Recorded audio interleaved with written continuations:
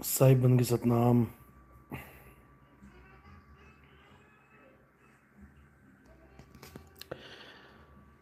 सभी भक्तों को प्रेम भरा साहिब बंदगी सतनाम।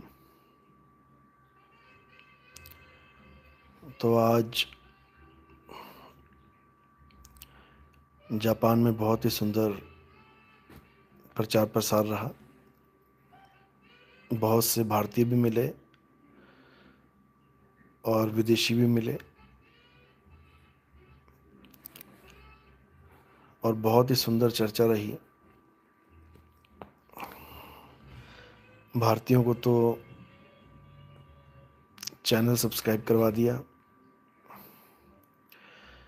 और विदेशियों के दिमाग में मूल ज्ञान का बीज डाल दिया। अब जब भी उन्हें ज़रूरत पड़ेगी तो वो नितिन दास को ढूंढेंगे और बहुत ही जल्दी वो समय आएगा जब ये ज्ञान धीरे धीरे धीरे धीरे जन जन तक पहुंचेगा। क्या हिंदू, क्या मुसलमान, क्या सिख, क्या ईसाई, सब इस ज्ञान को समझ पाएंगे, सब इस ज्ञान को अपनाएंगे क्योंकि माहौल बन रहा है। भारत देश में माहौल बन रहा है जब सब सच्चाई के रास्ते पे चलने के लिए मजबूर हो जाएंगे। बन रहा है माहौल धीरे धीरे और आने वाला समय ये सबको बता देगा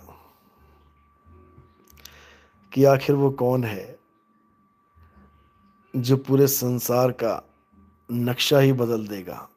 पूरे संसार का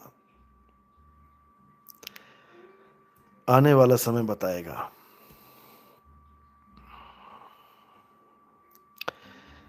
अभी छोटी बुद्धि कैच नहीं कर सकती।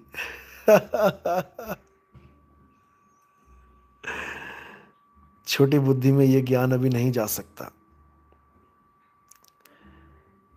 अभी उस युग परिवर्तन को नहीं देख पा रहे हो, हम देख रहे हैं। अभी तुम्हारी छोटी बुद्धि मकान दुकान से बाहर नहीं आ पा रही है। आम जीव तो छोड़ो, ये बड़े बड़े गुरु भी ये सोच रहे हैं कि मकान दुकान बनवा देंगे तो युग परिवर्तन हो जाएगा। बताओ, जिन भक्तों को झोपड़ी में रह के संतुष्टि का जीवन सिखाना था कि झोपड़ी में हो तो झोपड़ी में संतुष्ट रहो, बाणियां पढ़ेंगे रहने को तो 3.5 हाथ और घड़ी तो 4.25। उनको 4 4 मरले का मकान बनवा के सोच रहे युग परिवर्तन आ जाएगा।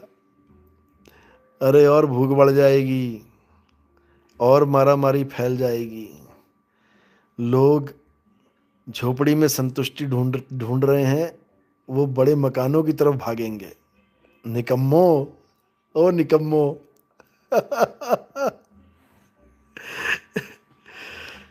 लोगों का पैसा लूट के लोगों पे ही लगा के भगवान बन गए हो।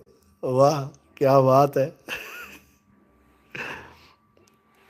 ऐसे युग परिवर्तन नहीं होता क्योंकि तुम्हारी सोच तुम्हारी उम्र की तरह बूढ़ी हो चुकी है। अब आराम से बैठ के खाने की उम्र है, आराम से बैठ के खाओ। ये युग परिवर्तन तुम्हारे बस की बात नहीं है। कैसे होगा युग परिवर्तन, अच्छे से समझ लो। जब घर घर में सतनाम का डंका बजेगा, सतनाम यानी सच्चा नाम, परमपिता परमात्मा के सच्चे नाम का डंका बजेगा, जब आत्मज्ञान घर घर में पहुंचेगा, जीव आत्म ज्ञान नहीं, आत्मज्ञान, जिसके लिए बोला आत्मज्ञान बिना नर भटके, यानी आत्मज्ञान बिना जीव भटके। जीव ज्ञान बिना जीव नहीं भटके। क्योंकि इन निकम्मों को आत्मज्ञान की ABCD नहीं पता और चले हैं जगत गुरु का टैग लगा के। आत्मज्ञान यानी उस अचल आत्मा का ज्ञान इस चल जीव को हो जाए, ये चलायमान जीव को अचल आत्मा का ज्ञान हो जाए, उसे आत्मज्ञान कहते हैं। जीव अपने आप को काया माया मान के बैठा है, जब उसे अपने यथार्थ स्वरूप का ज्ञान हो जाए, उसे आत्मज्ञान कहते हैं। समझो, अचल आत्मा का ज्ञान हो जाना, और केवल कहने से नहीं कि हमारे सत्संग सुन सुन के ये निकम्माचार्य, गंजाचार्य, पता नहीं क्या नाम है इसका, नाम भी नहीं लेना चाहता मैं तो, क्योंकि चोरों के नाम नहीं लिए जाते, चोर को चोर ही कहा जाता है, ओ चोर, ओ चोर। तो ये निकम्माचार्य, ये जितना मर्जी ज्ञान चोरी करके आत्मा आत्मा आत्मा करते रहें, इनके हाथ पल्ले कुछ लगने वाला नहीं है।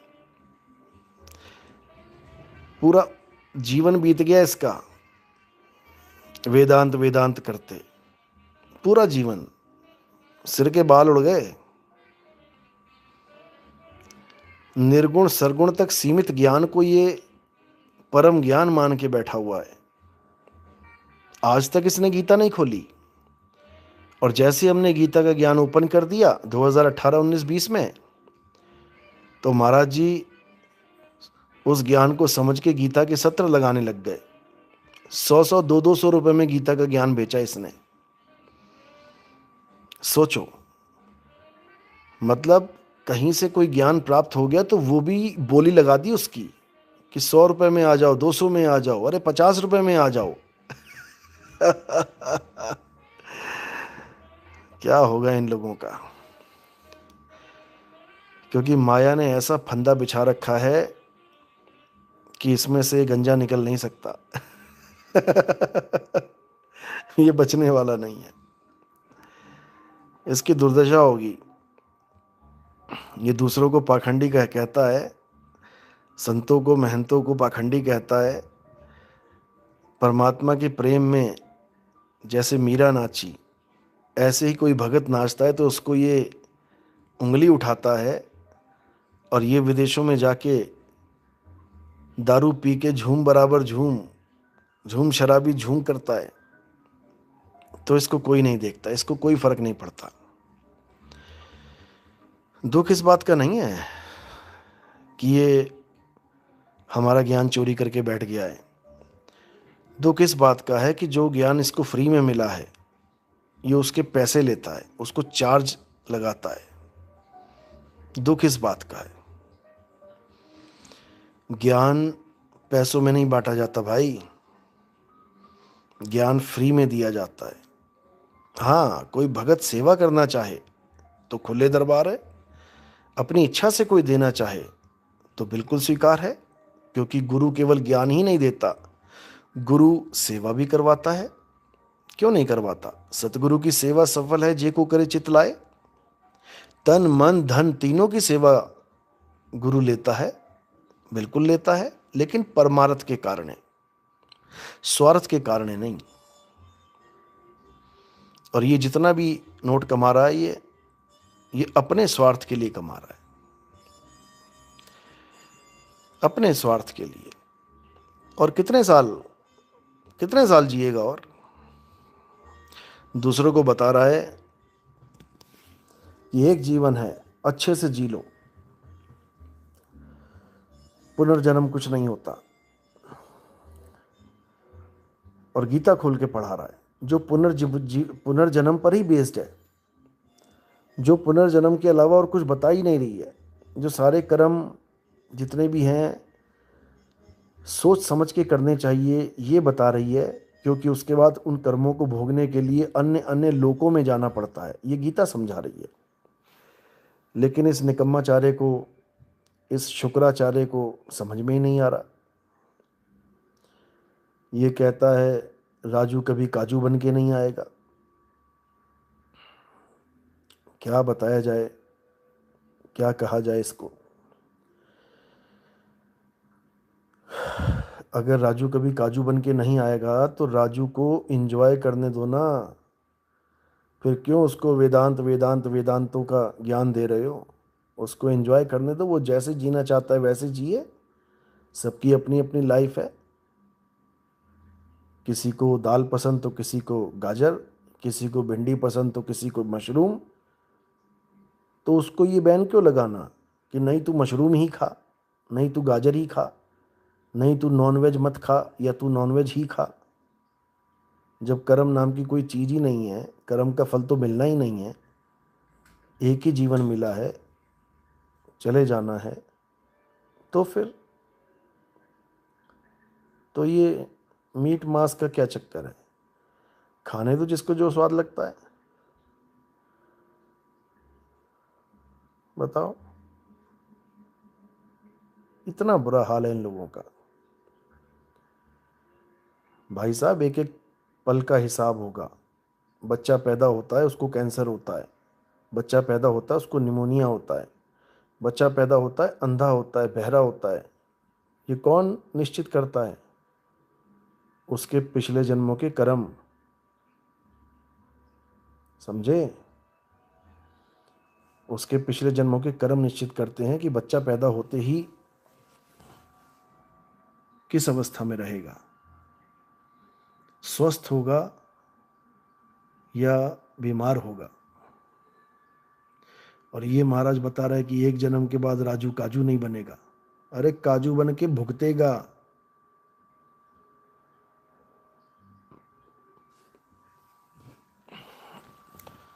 तो ऐसे भरमाने वाले लाखों आएंगे और लाखों जाएंगे, लेकिन सत्य पूरे विश्व में छाएगा, और बिल्कुल छाएगा। और आने वाला समय ऐसा होगा कि आप सोच भी नहीं सकते। ये भारत देश पूरे विश्व में छाएगा। ऐसा समय आएगा। और ये केवल मैं नहीं कह रहा हूं कि कोई सोचे कि नितिन दास अपने मन की बात कर रहा है। ये सारे ग्रंथों में दर्ज है, ये सब ग्रंथों में दर्ज है। ये हदीसों में भी मिल जाएगा, जिसको गज़वाए हिंद बोला गया। गज़वाए ईरान क्यों नहीं बोला? गज़वाए अफ़गानिस्तान क्यों नहीं बोला? गज़वाए नेपाल क्यों नहीं बोला? गज़वाए चीन क्यों नहीं बोला? गज़वाए दुबई क्यों नहीं बोल दिया? अरे अरब देश में थे तो गज़वाए अरब क्यों नहीं बोला? गज़वाए हिंद क्यों बोला? अभी नहीं समझ में आएगा तुम्हें। जब समय आएगा तब समझ में आएगा, अभी नहीं समझ में आएगा। कोई बात नहीं।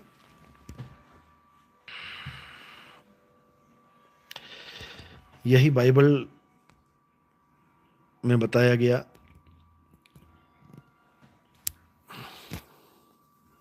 क्या बोलते हैं कि ईसा मसीह दोबारा आएंगे, और जब दोबारा आएंगे तो यूरोप में नहीं आएंगे। जब दोबारा आएंगे तो पूरब की दिशा से आएंगे। The king will come from the east. यही इमाम मेहदी के लिए बोला कि मशरक की तरफ से, मशरक यानी पूरब की तरफ से एक फौज आएगी। अब वो कौन सी फौज आएगी, अब तुम्हें उस फौज के बारे में बताने की तो जरूरत है नहीं। समझदार हो, इशारा काफ़ी है। जब वो फ़ौज आएगी तो कहते हैं ईलिया, ईलिया में झंडा गाड़ देगी। अभी तुम्हें नहीं पता कि वो कौन सी फ़ौज और कौन सा झंडा गाड़ेगी। आने दो, समय को पता लग जाएगा। ये गुरु ग्रंथ साहब में बोला गया कि हिंदुस्तान में आण 78 जान 97 होर भी उठसी मर्द का चेला। समय आने दो, पता लग जाएगा। यही महात्मा बुद्ध के ग्रंथों में बोला गया कि महात्मा बुद्ध के जाने के बाद एक मैत्रेय बुद्ध आएंगे, और जब वो आएंगे तो सारी दुनिया में अमन और शांति हो जाएगी। ऐसा प्रचार होगा, ऐसा प्रचार होगा कि दुनिया देखेगी। आने दो, समय पता लग जाएगा। तो हर तरफ से हिंदुस्तान की ही बात की गई। फ्लोरेंस की भविष्यवाणी सुन लो कि मुझे हिंदुस्तान से एक ऐसा युग परिवर्तन का समय दिखाई देता है जो पूरे संसार की स्थिति बदल देगा। समय आने दो, पता लग जाएगा। नास्ट्रेदमस ने भी यही बोला था कि भारत में एक ऐसा आंदोलन उठेगा, और क्या बताया था कि अधेड़ उम्र का आदमी, अधेड़, अधेड़ का मतलब होता है जिसका आधा जीवन निकल गया हो, आधी उम्र निकल चुकी हो। आधी उम्र का मतलब होता है, हमारे यहाँ एवरेज 80 साल बताया गया है, यानी 40 साल की उम्र के आसपास अधेड़ उम्र का एक शख्स होगा जो युग परिवर्तन कर देगा। और यहाँ 80 साल के बुढ़े टैग लगा के बैठे हैं कि वो हम हैं। 80 साल के बुढ़े अपने ऊपर अधेड़ उम्र फिट करने में लगे हैं। जैसे गधे के ऊपर शेर की खाल फिट नहीं होती, ऐसे ही अधेड़ कभी 60 साल से ऊपर के आदमी पर फिट नहीं होता, क्योंकि 60 साल का मतलब ही बुजुर्ग है, सीनियर सिटीजन। बूढ़ा व्यक्ति 60 साल से लेके आगे 100, 120, 130, ये सब उसी की उम्र है, बूढ़ों की उम्र है ये। बूढ़ों पर कभी अधेड़ उम्र का टैग लग ही नहीं सकता, जैसे किसी बच्चे पे जवानी का टैग नहीं लग सकता। कोई कह सकता है कि 4 साल का जवान बच्चा, 5 साल का जवान बच्चा, कभी नहीं। या कोई कह सकता है 50 साल का छोटा सा बच्चा, 60 साल का छोटा सा बच्चा, कभी नहीं। इसी प्रकार अधेड़ कभी 60 साल का या 70 साल का या 75 या 80 साल का नहीं होता। अधेड़ की जो उम्र है वो 40 से लेके 59 साल होती है, 59, 40 to 59 ईयर, ये अधेड़ में आती है। लेकिन भारत में जो अधेड़ उम्र का बताया गया वो 59 का भी नहीं बताया गया। क्यों? कारण क्या है? क्योंकि हदीसों में बताया गया कि जब इमाम मेहदी 40 साल के होंगे तब जग जाहिर होंगे, तब सब जान पाएंगे कि वो कौन है। सब यानी कि जो जानना चाहेगा, सबके लिए नहीं है वो ज्ञान। जो खोजी होगा, जो खोज करेगा, वो समझता चला जाएगा। 40 साल की उम्र में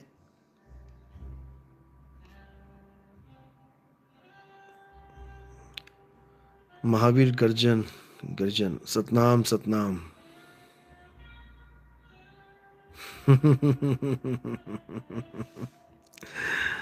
चलो कोई बात नहीं, एक दिन सभी के दांत गिरने हैं। कोई बात नहीं। तो धीरे धीरे अब वो समय आने वाला है मेरे भाइयों, जिसका हम सबको था इंतजार। और ट्रेन चलाने से पहले पटरी बिछानी पड़ती है। अब भारत में वो पटरी बिछ रही है, क्योंकि अब हर इंसान ना चाहते हुए भी परिवर्तन मांगेगा, और वो समय आ गया है। थोड़े दिनों की बात है, ये पूरा माहौल बन रहा है, चिंता मत करो। ऐसा माहौल बन रहा है, ऐसा माहौल बन रहा है कि बच्चा बच्चा बोलेगा कि बहुत हो गया, अब बस करो, अब हमें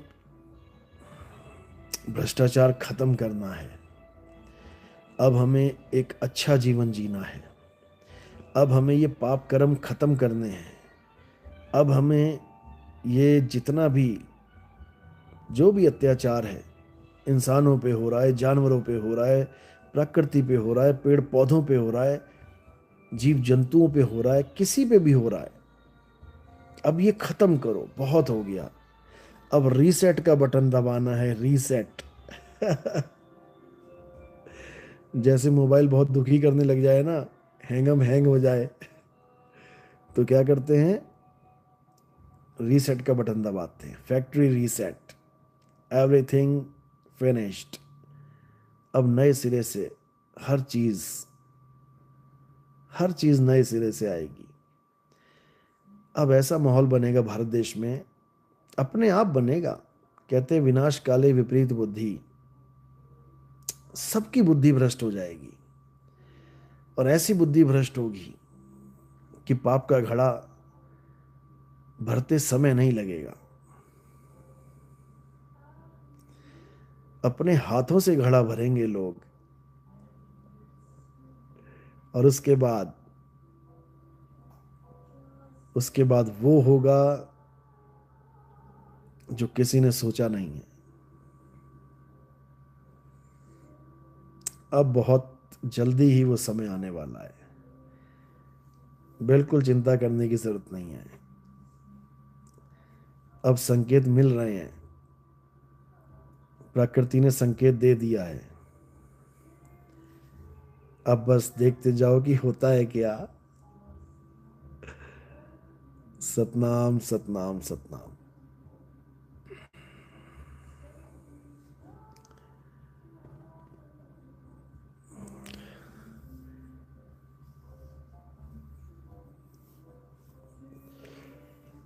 तो कल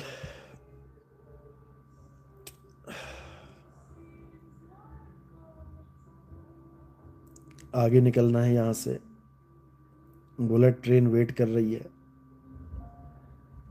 क्योंकि यहाँ से जाने का एक ही रास्ता है, बुलेट ट्रेन सही समय पे पहुंचाने वाली। भारत में पता नहीं कब आएगी, बिल्कुल आएगी। जब हम सब एक हो जाएंगे उसी दिन आ जाएगी।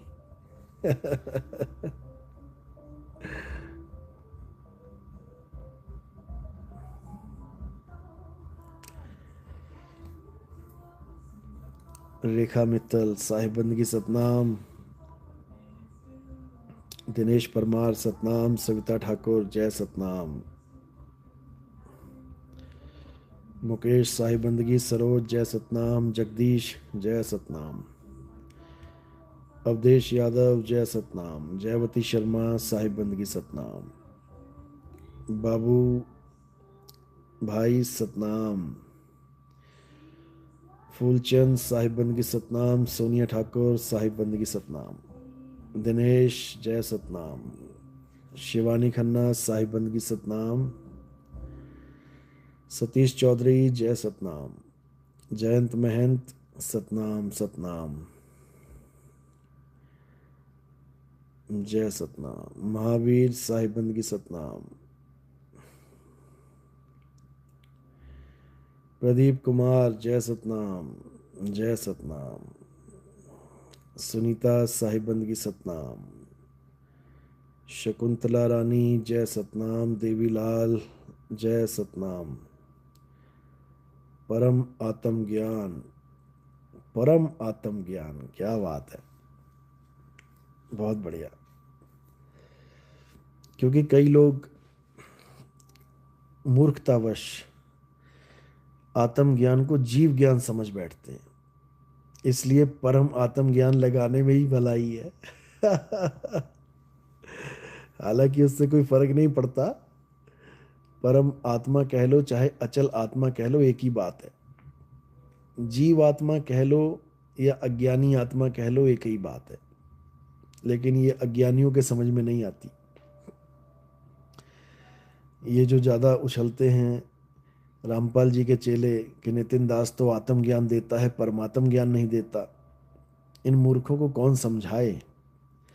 अरे बाबा नानक की वाणी पढ़ो गुरु ग्रंथ साहब में, जहाँ पर वो कहते हैं सतगुरु देखिया और दीक्षा लीनी, पूरी पढ़ो, पता लग जाएगा तुम्हें आत्म ज्ञान दिया कि परमात्म ज्ञान।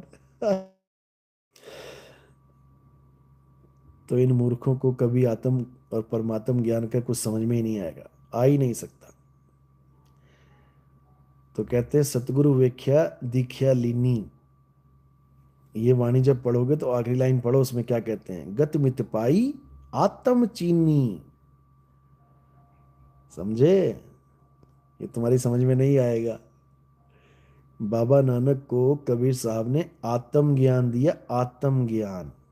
गत मित पाई आत्म चीनी, क्यों नहीं बोला परमात्म चीनी? क्योंकि तुम निकम्मों को समझ में ना आ जाए कि आत्म ज्ञान होता क्या है। आत्म ज्ञान ही परमात्म ज्ञान है, जीव आत्म ज्ञान परमात्म ज्ञान नहीं है। तुम आत्मा को जब तक जीव मानते रहोगे, तुम ऐसे ही 84 में धक्के खाते रहोगे। तो आत्म ज्ञान सर्वश्रेष्ठ ज्ञान है और जीव ज्ञान ये अधूरा ज्ञान है। जीव ज्ञान पारक सिद्धांत वाले देते हैं, जो जीव को ही सर्वे सर्वा, जीव को ही परमात्मा मानते हैं, पारक सिद्धांत वाले। हम लोग नहीं, हम जीव को अज्ञानी मानते हैं, 84 का ढोर मानते हैं, 84 में फंसा हुआ है बेचारा, बहुबंधन में फंसा हुआ मानते हैं, बहुबंधन में बांधिया एक बेचारा जीव। हम जीव को परमात्मा नहीं मानते भाई, समझे। तो इन निकम्मों को कभी ये बात समझ में नहीं आ सकती। और एक वो गाजीपुर वाला गांजा पी के बैठा हुआ है, वो भी यही चीखता रहता है 24 घंटे, नितिन दास तो आत्म ज्ञान देता है, परमात्म ज्ञान नहीं देता। बता, पत्थर पूजने वाला नितिन दास को बता रहा है कि तू आत्म ज्ञान दे रहा है कि परमात्म ज्ञान दे रहा है। शर्म आनी चाहिए।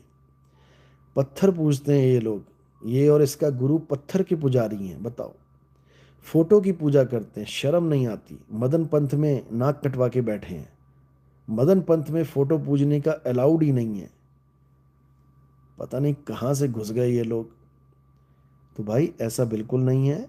आत्म ज्ञान अचल आत्मा का ज्ञान है, अचल। याद रखो, अगर तुम्हें कोई ये भ्रम डालता है कि नितिन दास आत्मा का ज्ञान दे रहा है, परमात्मा का ज्ञान नहीं दे रहा है, तो तुम उससे बस एक सवाल पूछ लो कि परमात्मा कैसा है, उसके बाद देखो ये क्या बोलता है। ये परमात्मा को इंसान मानता है, 2 आंखें, 2 कान, 1 नाक, 1 मुख, हाथ पैर, कंधे, छाती, पेट, सब है परमात्मा के इसके।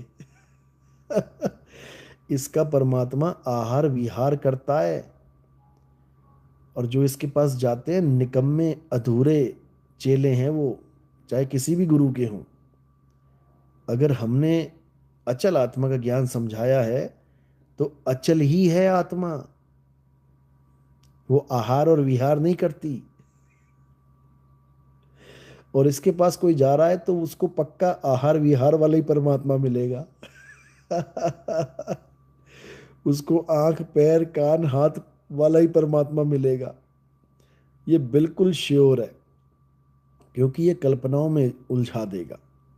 ये परमात्मा की एक मनुष्य रूपी कल्पना में उलझा देगा। और जो कल्पना में उलझ गया, जो ये सोच के बैठ गया परमात्मा ऐसा दिखेगा वैसा दिखेगा, उसकी दो आंखें होंगी, उसके दो कान होंगे, उसके बाल होंगे, उसकी खाल होगी, तो बेटा तुम्हारी खाल खींचने के लिए तैयार हो गई है।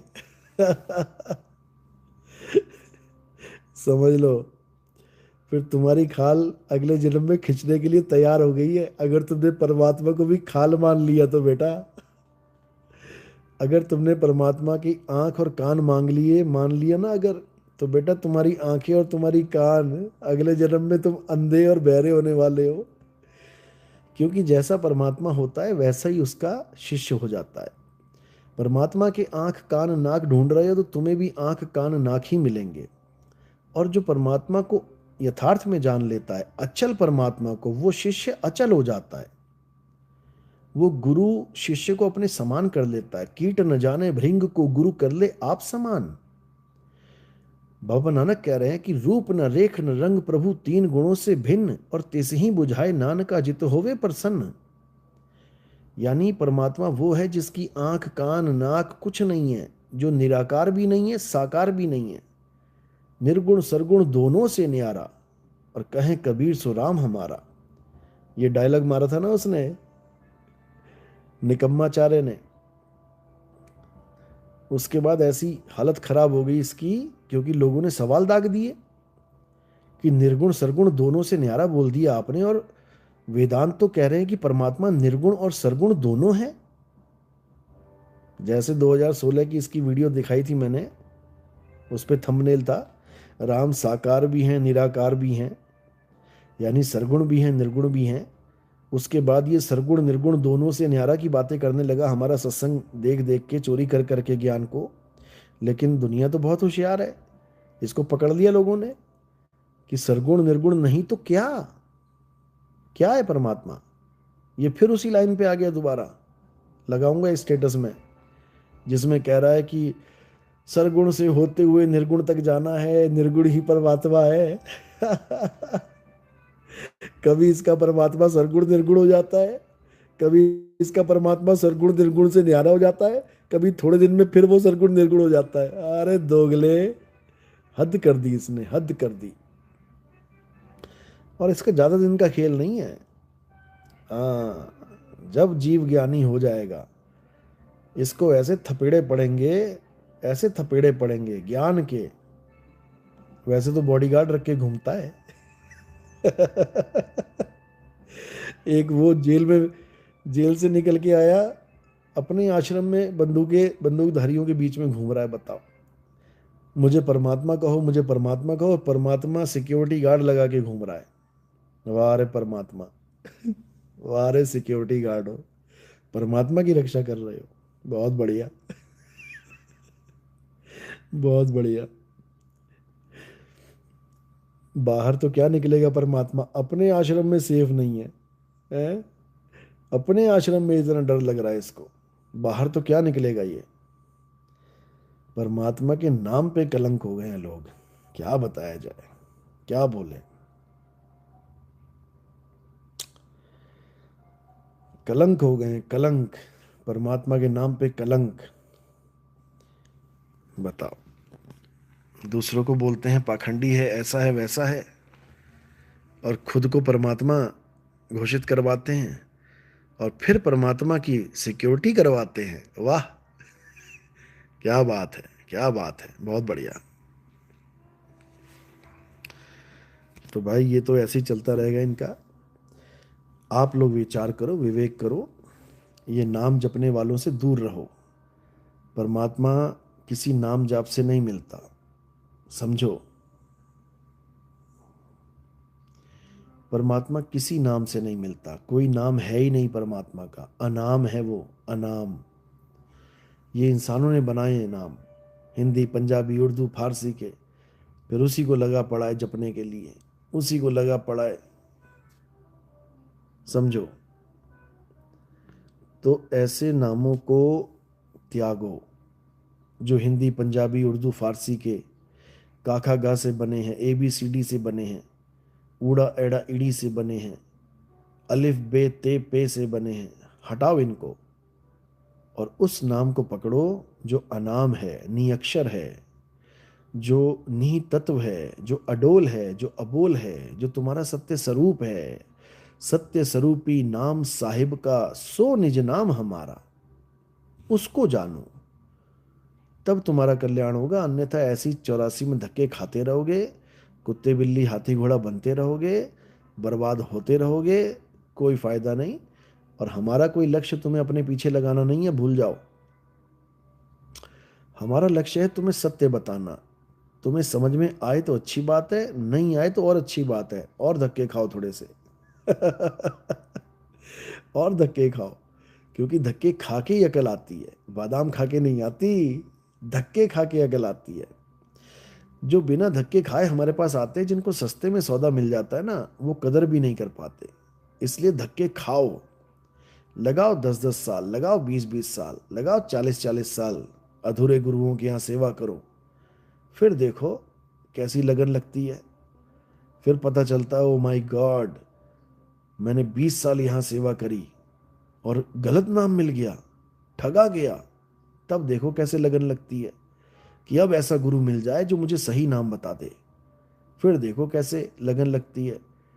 अभी तो इन निकम्मों को सब बैठे बैठाए मिल गया, इसलिए बातें आ रही हैं।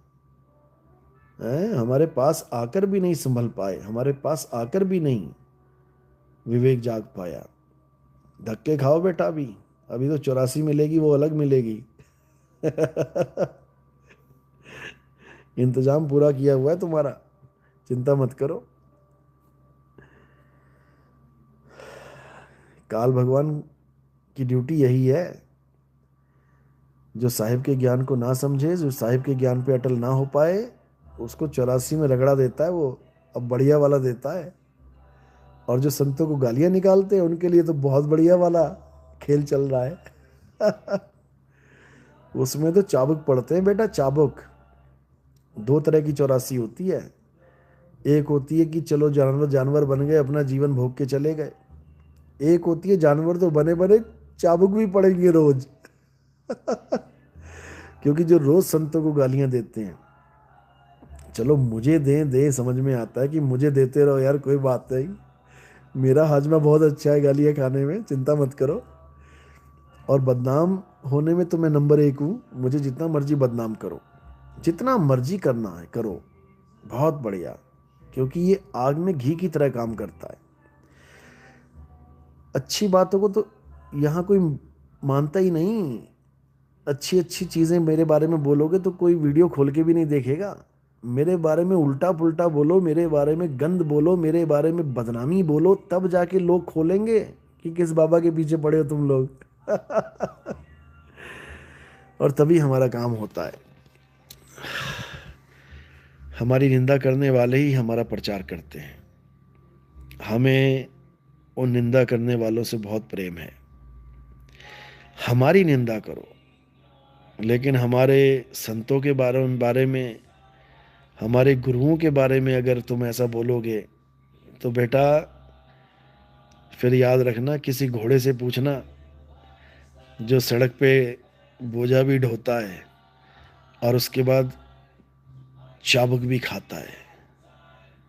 याद रखना, एक एक गाली, एक एक अपशब्द, एक एक कोड़ा बन के मिलेगा।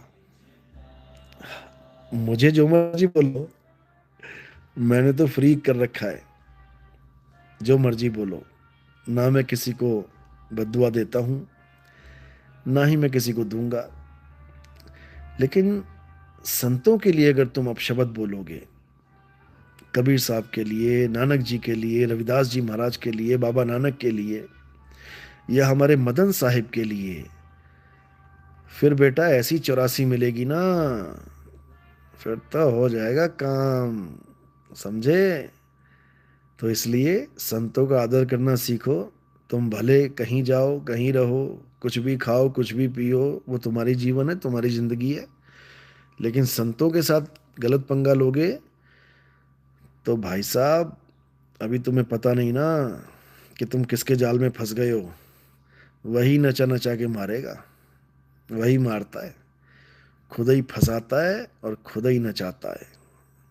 समझ जाओ किसकी बात कर रहा हूं मैं। तो इसलिए होश में आ जाओ, इससे पहले कि तुम्हारी बेहोशी तुम्हारे सत्यानाश का कारण बन जाए। होश में आ जाओ बेटा, आ जाओ होश में। सतनाम सतनाम।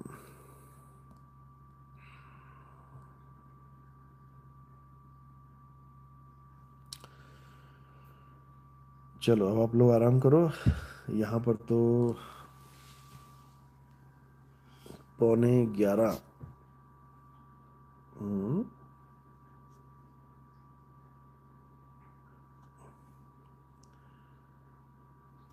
नहीं,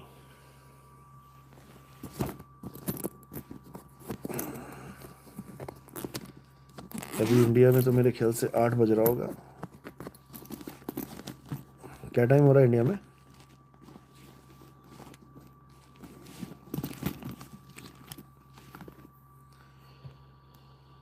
हम्म, 11:30 हो गए यहाँ पे। 8 बज रहा होगा अभी इंडिया में।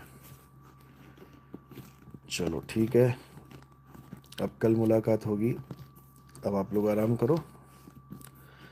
साहिब बंदगी सतनाम। जय सतनाम, जय बंदी छोड़ की।